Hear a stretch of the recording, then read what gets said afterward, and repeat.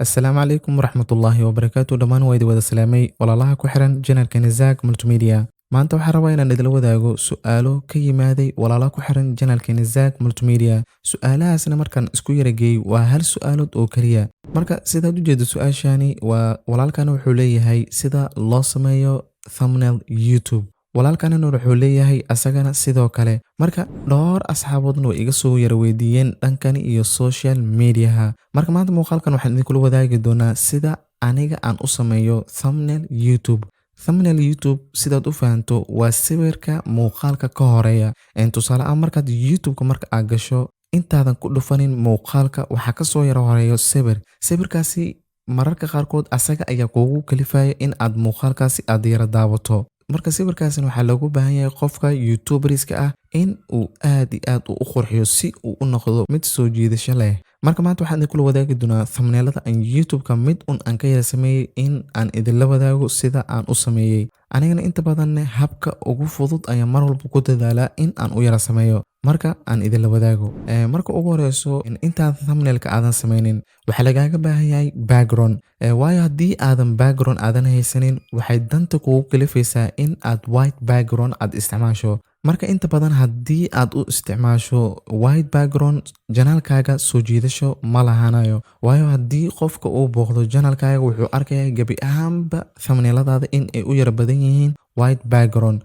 Marka ugu horeyn waa inaad haysataa background aad markaasi ku yara shaqeynaysa. Tusaale ahaan haddaad tahay qof dhiirigeliye ah kelmadaha aad ka hadlayso oo kale ama ereyga uu ku saabsan yahay thumbnailkaaga in sawir u dhigma inaad hesho. Dadka inta badan anigoo kale ah oo casharada tutorialka yara sharxa waxay intooda badan ku yara dadaalaan meesha ay yara sharxayaan in muuqaalkooda ay idinla wadaagaan. Ugu horeyn marka haddii hadda folderkan aan yara furno waxa uu ka kooban yahay waxyaalahan aad u jeedaan. Marka ugu horeyso waxaan ku yara dadaala waxay tahay meesha aan yara sharxayo in aan screenshot aan ka soo yara qaato. Macnaha waxaan ka yara wadaa in aad capture aad ka soo yara qaadato. Haddii computerka meesha aad yara sharxayso aad kaga baahan tahay in aad sawir screenshot aad ka yara qaado si fudud ayaad ugu qaadi kartaa. Kaliya start menu-gaaga ayaad soo furanaysaa. Kaliya waxaad qoraysaa snap ayaad qoraysaa. Marka snapping-kaani ayaad ku dhufanaysaa. Markaad ku yara dhufato isla markaana wuxuu kuu soo saarayaa box. Boxkan markuu kuu soo yara saaro kaliya waxaad leedahay new. Marka meesha aad rabto in aad screenshot aad ka soo qaado ayaad ku soo yara jiidaysaa. Kadibna meesha aad rabto markaad sii geyso waad sii deynaysaa. Sidaasi ayaad screenshot ugu yara qaadatay oo programka sidaasi ayuu screenshot kuugu qaaday. Kadibna file save waa sida caadiga ah ayaad u mareysaa. Anigana inta badan facekeyga ma soo dhigo laakiin dadka inta badan faceaskooda soo dhiga kaliya waxay u baahan yihiin in sawirkooda videoga ay ka screenshot ka yara qaadaan kadibna qoraalada markaasi ay doonayaan in ay ku soo yara qoraan. Marka aniga hadda meeshan waxaa noo yaalo website-kii hadda ka hor aan hore aan ugu yara sharxayo channelkeena background-kiisa iyo laba icon aan markaasi ku yara qurxinayo. Iyo website-kaasi waxyaabaha laga heli karo software-ada animationskooda iyo transition-adooda laga yara helayo. Marka aan u gudubno sidaan u sameyn lahayn thumbnail YouTube. Ugu horeyn markaad waxaan soo furanaynaa Adobe Photoshop-ka ayaan soo furanaynaa. Marka ugu horeyso markaan sidaan u soo yara furno kadib waxaan leenahay file kadib waxaan leenahay new. Markaan new aan dhahno ugu horeyn marka waxaad u baahan tahay cabirka thumbnailka. Inta badan aniga waxaan adeegsadaa 12:8:720 pixel waana cabir HD ah. Dadka inta badan waxay adeegsadaan 19:20:10:80. Aniga kaasi videoga ayaan u yara adeegsadaa laakiin midka ugu wanaagsan xagga iyo thumbnailka waa 12:8:720 waa cabirkani. Resolution-ka haddii computerkaaga uu liito 72 waad ka yara dhigi kartaa. Aniga halka aan isticmaalayo 300. Marka meeshan waxaad iskaga yara qoranaysaa thumbnailkaaga waxa uu ku saabsan yahay website. Kadib markaan aan sidaas aad ugu yara qorato kadib waxaad leedahay create oo wax kale ma sameynaysa waqti xaadirkani. Markaan sidaan aan u yara sameyno ugu horeyn marka waxaan soo gashanaynaa background sawirka aan u rabnay ayaan soo yara gashanaynaa. Waayo haddii aanan haysanin background wuxuu mar walba thumbnailkayga noqonayaa white background-kani ayuu noqonayaa. Marka ugu horeyso marka sawirka ayaan soo gashanaynaa waxaan leenahay file kadib waxaan leenahay place embedded. Markaan place embedded aan dhahno sida ujeedo sida thumbnailka loo sameeyo folderkaas ayaan furaynaa. Ugu horeyn waxaan soo gashanaynaa background-ka. Background-ka sidaad ujeedo fit kuma yara ahaan geeskaasi ayaan yara geenaynaa oo dhib ma lahan. Waxaan kaliya ka rabnaa waxay tahay background. markaan sidaan aan usoo yara weyneyno oo xoogaa yar aan isla simno cabir oo sidaas oo kale markaan iska yara sameeyo ugu horreyn marka backgroundkan sidaad ujeedo xoogaa yar white badan ayuu ka yara kooban yahay marka iftiinkaasi fara badan haddii aan yara dhaho qoraal ayaan ku yara qoranaya kuma soo yara baxayo marka si aan xal aan ugu keeno arrintaas waxaan isticmaalayaa solid color ugu horreyn marka si aan solid color aan u sameeyo waxaan tagayaa adjustment layer markaan tago waxaan kasii xulanayaa solid color marka sidaad ujeedo color black ayaan rabaa colorkan black marka sidaad ujeedo backgroundkii dhammaan ayuu naga yara qariyey waayo sidaad ujeedo waana asaga ayaa layerka ugu yara sareeya ah opacitygan ayaa waxaan iska yara dhiganaynaa 31 oo kale marka sidaad ujeedona iftiinkii yara badnayna sidaan ayaad xoogaa yar ku yareysay waayo sidaad ujeedo markiis hore wuxuu ahay sidatan kadibna waxaad ka dhigtay sidatan marka iftiinkii badnaay waad ka yara dhintay markaan intaan aan yara sameyno kadibna waxaan rabnaa in aan color gradient aan backgroundkeena aan saarano waayo aniga inta badan waan yar isticmaalaa color gradient-da marka ugu hore marka waxaan tagaynaa adjustment layer kadib waxaan kasii xulanaynaa gradient markaan gradient-ga aan tagno marka gradient cusub meeshan ayaad kasii yara dooran kartaa adiga intaanoo bogis waad tijaabin kartaa midkii kaa yara anfacana markaasi waad yara dooran kartaa marka anaga qaybta hoose ayaan usoo yara wadeynaa gradient-gani ayaan adeegsanaynaa marka gradient-gani wuxuu ka yara kooban yahay 2 color haddii aad rabto colorkan iyo colorkani color kale ayaad kusoo yara dar kartaa dhexdan oo kale waad ku yara dhufanaysaa color kale ayaa kusoo yara darsamayo marka anaga hadda colorkan kale uma baahni dhexdan ku jiro waan dooranaya kadib waxaan leeyahay delete colorkani sidaad ujeedo haddii inta aan furno kadibna colorka aan doorano sidaad ujeedo qaybtan hoose ayaad yara keenaysaa oo koodkan yar ayaad meeshan yara gelinaysaa colorkan kalena marka asagana sidoo kale colorkani sidaad ujeedona qaabkan ayuu u yara samaysan yahay oo qaybta sare ayaad yara geynaysaa oo intaas kaliya markaad yara samayso kadib ugu hore marka meeshan sidaad ujeedo scalekani ayaan increase ku yara sameynayna tusaale aan waa 100 waxaan ka yara dhigaynaa 122 angleskan waxaan adeegsanaynaa angleskan xoogaa yar 90 waan kasoo yara dhimaynaa tusaale aan waxaan iska yara leenahay 86.88 markaan 86.88 markaan sidaan aan u yara qorno kadib marka waxaan yara leenahay okay markaan sidaan ujeedo color gradient aan sidaan ku yara sameeyo isla markaan haddana color gradient kale ayaan dul saari doonaa adjustment layerka ayaan tagaynaa kadib waxaan kasii dooranaynaa gradient markaan gradient aan kasii doorto kadibna qaybtaas sare ayaan furayaa oo qaybta hoose ayaan usoo yara degayaa kadibna colorkani ayaan dooranayaa markaan colorkan sidaan ku yara doorto asagana sidaad ujeedo 2 color ayuu ka kooban yahay botonadan qaybta sare saaran waa opacityga halka aad iftiinkiisa aad ka yaran lahayd botonadan hoosena waxay tahay halka aad colorska aad ka dooran lahayd haddii asiga kilig aad ku siiso kadibna colorkan active uu ku noqdo active kadibna colorkaad rabto ayaad ka dooran kartaa oo ani color meeshani waad ka dooran kartaa kadib marka waxaan leenahay okay markaan sidaan aan okay aan ku yara dhaano asagana sidoo kale ayaan ku yara sameynaynaa kaliya marka scaleka ma rabno boqolkiisa noo yara aado laakiin angleska ayaa waxaan ka yara dhigaynaa 155.91 markaan 155.91 aan sidaan ugu yara qorno kadib marka waxaan yara leenahay okay markaan okay aan dhaano marka sidaad ujeedo colorkan bluega ah xoogaa yar meesha zaa'id ayuu color ka dhigay asaga ayaa waxaan ku yara sameynaynaa play mode-ka ayaan furaynaa play mode-ka markaad furto kadib waxaa kasii dooranaysaa multiply ayaad ka dooranaysaa marka ugu horeysana waad iska fiirisaa in uu ku yara dooran yahay color gradient-ga bluega ah markaan aan intaan aan sameyno kadib waxa ugu horeeya oo markaan sameynayna waxay tahay shape waa shape-kii inta aan sawirada aan kasoo gelin lahay marka shape-kan aniga sidaan oo kale ayaan u yara sameeyey qaabkan oo kale waaye marka qaabkan si aad u sameyso kaliya waxaad leedahay rectangle-ka ayaad furaysaa kadibna cabirka markaas aad rabto ayaad kusoo yara jiidanaysaa marka intaas oo kale aad sameysato kaliya filka ayaad waxaad ka yara dhigaysaa black laakiin halka stroga aad yara xirayso kan waa fil colorkani gudaha kasoo yara muuqdo halka kanna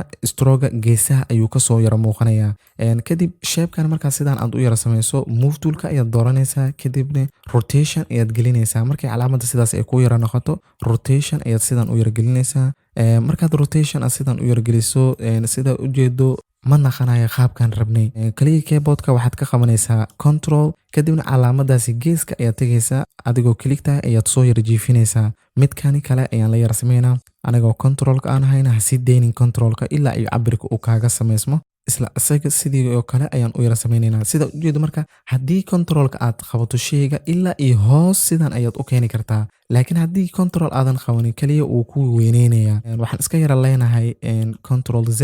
Marka shape-kani sidaas ayaad u yara samayn kartaa. Marka shape-kan oo baahni duleyd aan iska yara dhahno oo midkan kaliya ayaan isticmaali doonaa oo asaga ayaan duplicate ku samayn doonaa. Marka intaanan shape-kani aan gelinin sawirada aan markaas rabo ugu horeyn marka background-ka ayaan hal mar ku yara laabanaynaa waayo background-ka sidaad u jeedo tagastiyadiisa aad iyo aad ay u soo yara muuqdaan. Marka waxaan ku yara qorin doonaa blur. Marka asaga ayaan dooranaynaa background-kii ayaan dooranaynaa. Markaan doorano waxaan yara tegaynaa filter kadibna blur kadibna Gaussian blur. Marka Gaussian blur-ka sidaad u jeedo haddii uu cabirka radius-ka uu ka yara bato qaab dara ayuu noqonayaa. Tusaale ahaan aniga 1 oo kale ayaan adeegsanaynaa xoogaar scale-ka ku soo yara. Marka sidaad u jeedo meeshan markaan ka yara dhigno 1.5 oo kale background preview-geena waxaa laga yara dhigayaa sida tan. Xoogaar markiis hore haddaad click aad ku qabato meeshan gacanta ay ku soo baxdo qoraalada si clear ay u soo yara muuqdaan. Laakiin markaan si yara daayo sidaad u jeedo background-keena sidaad u jeedo marka background-keena blur ayaa inoola saaraya. Kadib marka waxaan iska yara leenahay okay shapes-kan ayaa waxaan rabnaa in aan sawirka aan soo yara dhex gelino. Ugu horeyn marka waxaan tegaynaa file kadibna waxaan leenahay place embedded. Markaan place embedded aan dhahno sawirkani ayaan rabnaa inaan soo gelino asaga ayaan dooranaynaa kadibna xoogaar scale-kiisa ayaan yaraynaynaa.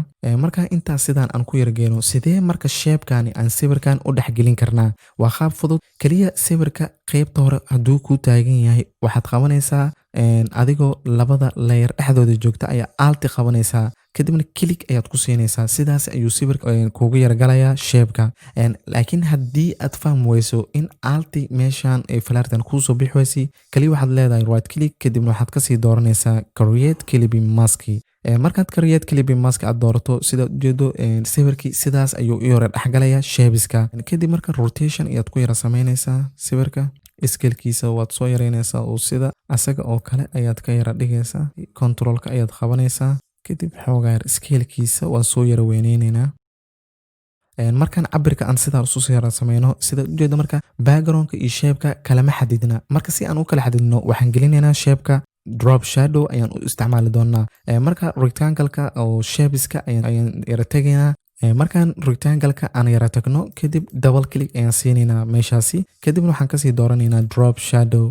Marka drop shadow sida ujeedo xoogaar wax qurux badan ayuu ku yara sameynayaa. Xoogaar distance yar aan ka soo fogaano opacity-ga meeshan ayaad ka yareyn kartaan kana badin kartaa. Kadibna color-ka aan rabno waa black kadib just enough ayuu noogu yar yahay. Markaan shape-kaas sidaas aan u yara sameyno in aan u yar geliyo marka waan arrange gareynayaa layers-kan waxyaabo fara badan ayay noogu sii yara yaranqanayaan. Marka waan iska yara arrange gareynaynaa. Intaan color gradient-yadan macal background-iskooda anagoo inta joogno ayaan click gradient-gana ayaan dooranaynaa kadibna background-ka qaybtiisa ayaan yara dooranaynaa kadib waxaan leenahay group control G.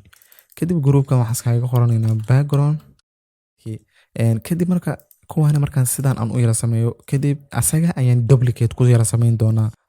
Shape-ka iyo sawirka ayaan sidaas control anigoo haya ayaan u yara dooranayaa. Waxaan yara sameynaa waxay tahay in aan control J aan yara dhaho oo aan copy aan ka yara samaysto. Marka sida ujeedo duplicate markaan sidaad aad ugu yara samayso qaab aad u qurux badan ayuu ku yara naqanayaa. Kaliya marka waxaa lagaaga baahan yahay waxay tahay shape-kan kore saaran in aan drop shadow-giisa aan daciif aan ka yara dhigo. Drop shadow-gani ayaan dooranayaa. Xoogaar distance-ga kaliya ayaan ka yara yareynayaa. Kan enough ayuu igu yar yahay. Markaan sidaan aan shapes-kan aan u sameyno marka waxa nagala baahan yahay waxay tahay shape-ka kale dhinacaani aan soo dhigi doono sawirka aan soo gelin doono. Habkee ayaan u samayn doonaa. Kan markaan dhammeeno ayaa asagana group ayaan u yara samayn doonaa. Kaliya waxaan samaynaynaa midkaan ficta noogu qaad midkaan noo soo copy garey kadibna sawirkaani qaybtoos u soo yara jiid asagana ficta saaro. Right click create clipping mask. Kaliya waxaan ka rabnay shape-kani copy-giisa ayaan ka yara rabnay. Marka shape-kan sidaad u yara jeedo qaabkan ayuu u sii yara jeedaa oo qaabkan dhinacana kale sidee ayaan ugu jeedin karnaa. Kaliya qaybtaas ayaad dooranaysaa right click ayaad leedahay kadibna flip horizontal sida u jeedo bilcagsi ayuu ka yara dhigayaa. Marka qaybtan ayaan asagana soo yara dhiganaynaa. Kadib sawirka aan markaas arabno inaan dhex gelino ayaan soo gelinaynaa.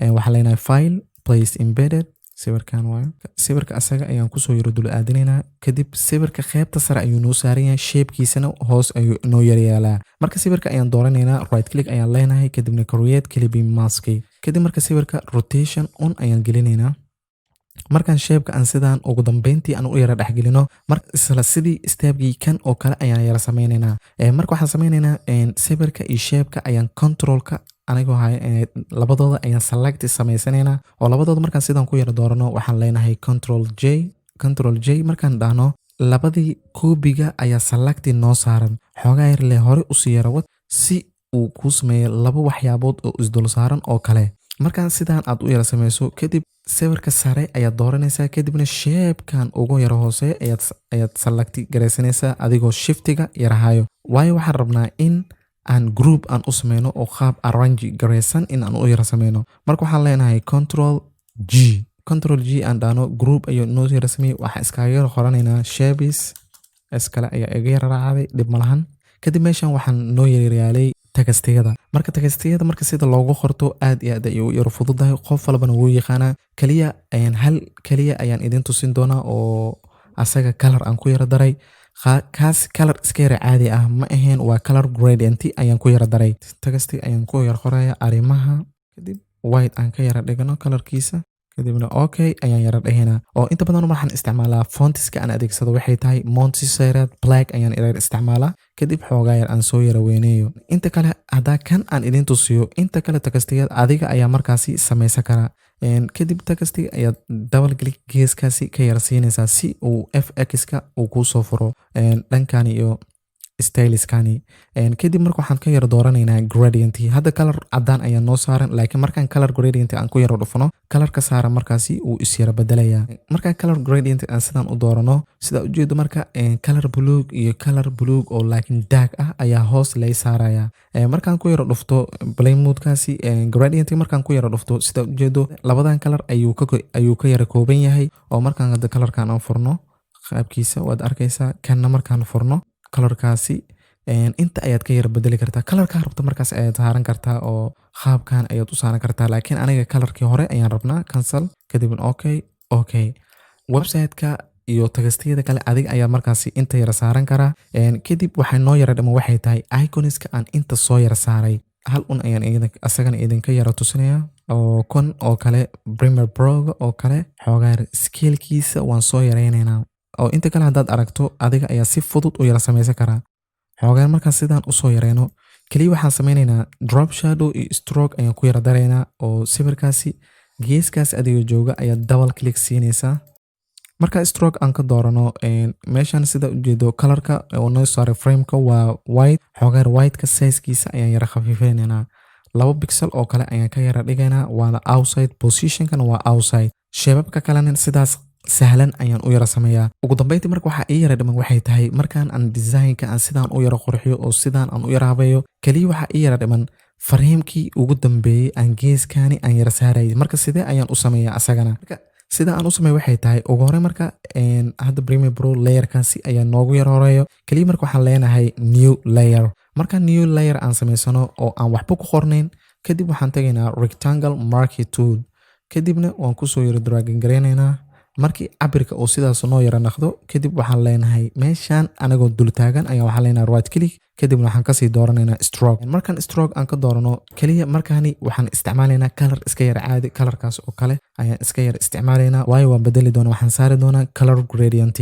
markaan framekani aan sidaan u yara sameeyo layerkan geeska anigoo kula dul taagan ayaan double click siinaya markaan double click aan siiyo kaliya waxaan dooranayaa gradient markaan gradient aan sidaan u yara doorto colorkaasi markaan furno gradientiga colorka hoose ayaan bedelaynaa click kadib waxaan ku siinaynaa colorkaasi aan rabno ayaan dooranaynaa sida ujeedo meeshaan hadda waxay noqotay in uu laba color uu ka koobnaado colorkan kalena asagana sidoo kale waan bedelaynaa sida kan oo kale ayaan ka yara dhigaynaa kadib okay marka sida ujeedo colorkani oranjaha ah marka sida ujeedo colorkani oranjaha scale-kiisa ma yara saxsana scalekiisa xoogaa yar rotation kaliya ayaad ku yara samaynaysaa. Markaan kalarka aan sidaan rotation -7 angle-ka aan isticmaalayno markaan -7kan oo kale aan yara keeno kalarkaani orange inta ayuu yara qabsado waa enough kaliya. marka hadda meeshan waxaa nooga yara dhiman drop shadow.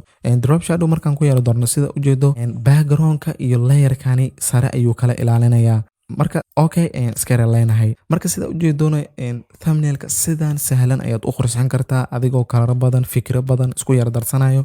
thumbnailkani intaan ayaan kusoo yara gabeynaya. waan ogahay waxyaabo kale ayaa khabiya ka ah oo sida textiyada iyo iconada Premiere Pro iyo Final Cut Pro iyo After Effects. marka videogan intaan ayaan kusoo yara gabeynaya. kaliya waxaan kuugu soo bandhigay waxay tahay in aad fikir aad ka qaadato sida loo sameeyo thumbnail YouTube. anigana qaabkan ayaan u sameeyaa oo xoogaar waqti yara adiga 30 ilaa iyo 1 saac inta u dhaxayso ayay iga yara qaadataa thumbnailka sidaan u sameeyo. fadlan haddii ay tahay marka kuugu horeysa channelkeena soo booqatay fadlan subscribe saar fura calaamada gambaleelka si ay kuugu soo yara dhacaan muuqaal walba aan soo gelino oo inta badan channelkan waxaan uga hadlaa arrimaha multimedia.